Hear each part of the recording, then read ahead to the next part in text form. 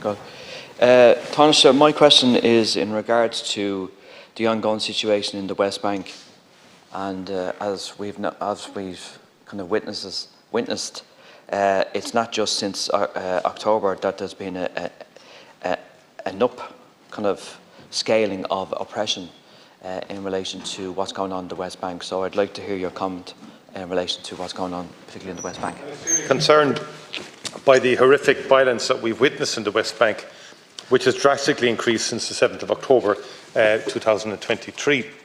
The United Nations has reported that approximately 358 Palestinian people have been killed in the West Bank since the outbreak of the conflict in Gaza, including 8 people killed in attacks by violent settlers. This marks the highest number of Palestinians killed in 1 year since the UN Office for Coordination and Humanitarian Affairs began keeping record in 2005 in the West Bank. This is absolutely unacceptable. The sharp rise in settler violence, the displacement of Palestinian communities, and maltreatment of Palestinian prisoners is worrying, and it's dangerous and needs to be condemned. The protection of civilians must be our priority. I've consistently voiced criticism of actions by Israeli settlers and security forces in the West Bank, which both infringe on the rights of Palestinians and undermine the Palestinian Authority. Ireland has been vocal in condemning these violations, and the government will continue to push for a halt to these actions while actively supporting Palestinians living under threat. Ireland has repeatedly called on Israel to dismantle settlements, hold violent settlers accountable, and end the practice of administrative detention in the West Bank. This was a focus of my engagement with Israeli counterparts, both during my visits in September and November last year.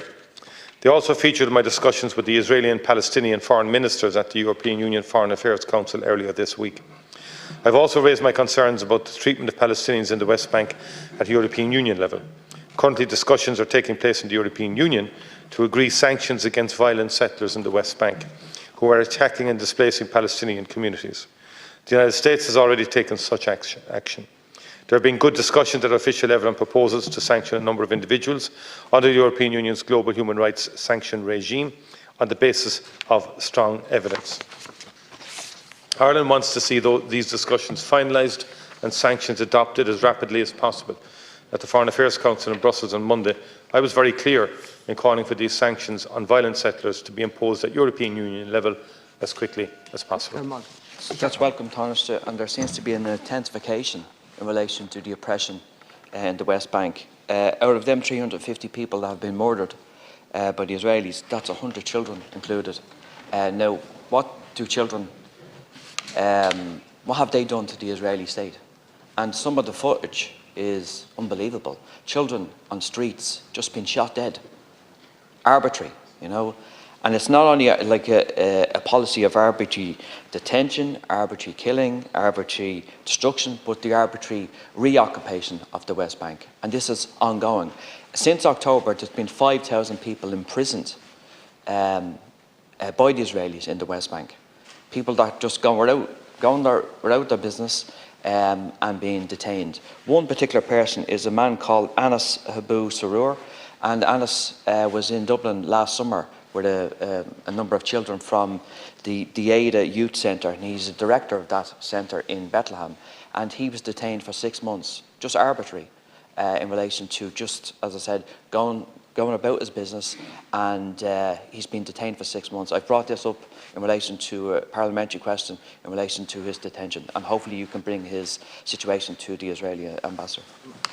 I certainly can, and as I said in my earlier reply, it's absolutely unacceptable what's happening in the West Bank. I was there myself in September.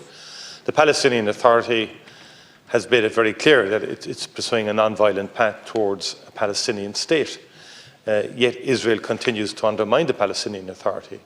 The Israeli government's strategy is just impossible to comprehend, and there is no justification for administrative detention, for the level of arrests of young children and young people, for the wanton killing of young people, and for the support that elements of the IDF and the IDF have given to violent settlers in the displacement of many Palestinian communities and in the threatening and intimidation that goes on in relation to the approach that violent settlers are taking to quite a number of Palestinian communities. And when I was there in September, I would have met with a young child from a Palestinian school, and they outlined to me how the school itself was attacked while the children were in the school by settlers, and how many local small communities were told to get out of the area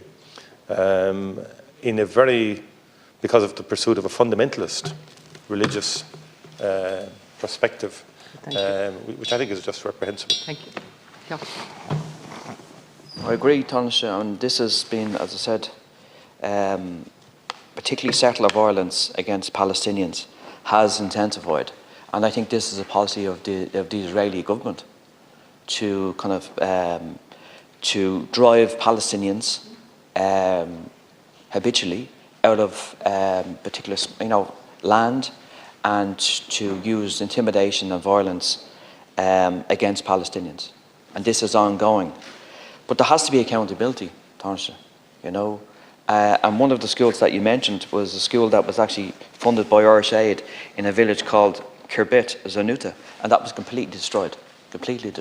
So there has to be accountability in relation to not only settler violence, but the Israeli state.